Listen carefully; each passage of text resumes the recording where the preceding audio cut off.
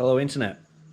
I thought I'd do a introduction video to the beginning of a series to educate and make people familiar with a project that I'm going to start. I collected a dyno from Facebook Marketplace. I paid $500 for it, which was the cost of scrap. So the long and short of it, this is a dyno that I collected off Facebook Marketplace. It's an older unit. It uses a water retarder, which is new to me. All the makings of any dyno is new to me. I've used dynos, but I have definitely not ever made one or converted one from X to Y. So from what I understand, there was a load cell just here. I've been busy on it. I've stripped it apart and haven't completely pulled it apart, but this is the water retarder. As you can see, there's a little drain on the bottom, and a load cell would sit here. I'm under the impression that these are very common in engine dynos, but not so much common anymore with the chassis dynos. Water would go in here, supplied through a tank or and pressure pump, and you would simply run up the car to a set RPM. So here's your RPM triggers, the existing ones anyway. Again, I've stripped them off. Front and rear rollers are the same. They're very heavy. I don't really know too much about it, but I do know that this section here is a brake, and it's an airbag operated style brake, so you can actually slow the rollers down as required. You can just see some brake pads in there.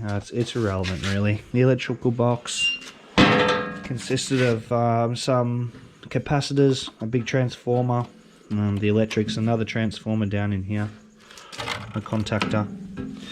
This will all be getting stripped and I'll fit my own electrics to it. I'll show you the retarder that I've decided to buy. It's an eddy current style retarder, and it comes out of China. I'm just discussing at the moment with the company that supplies these retarders the shipping cost, because it's barbaric. So a buddy of mine, he imports a lot of stuff to Australia from China. So my plan is to attempt to put my retarder into his pallet of welding spares. So we'll see. He might say no. We'll ask. We can only ask. The dyno arrived home on my trailer. I drove 3 hours to collect it. Towed it home. It was very heavy. Easy to load, thankfully, and easy to get off. We had forklift at both ends. I thought I'd show you the control box that comes with the original dyno. I thought it was very cool. My plan is to put it in the man cave, and maybe try to make these illuminate. It would make quite a story, but here it is here. Looks like you can see kilometers, perhaps Newton meters of torque. I'm not really familiar with how it would work. I love the fact that it's all velour of style, so you don't scratch the inside of your 1990s model Commodore. Obviously a key here. That device plugs into the face. Oh, stand by. Plugs into the face.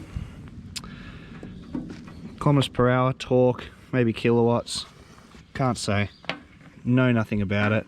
Didn't invest any time into it. Just simply cut the cord with an angle grinder and plan to turn it into garden art, really. There's nothing exciting about an old dyno control other than it's a good talking point in the man cave. This is a circuit card that came out of the dyno's electrics. I've stripped it. These are the cables. I can't say where this actually went, but just thought it would be interesting to show you all how these machines were built back in the day. Stand by. There's the circuit board. Very simple. Again, quite old. Maybe middle of the 90s, I would suggest. There is actually a model number. The dyno was built out of the US by HPA. Not too sure if you can see that, but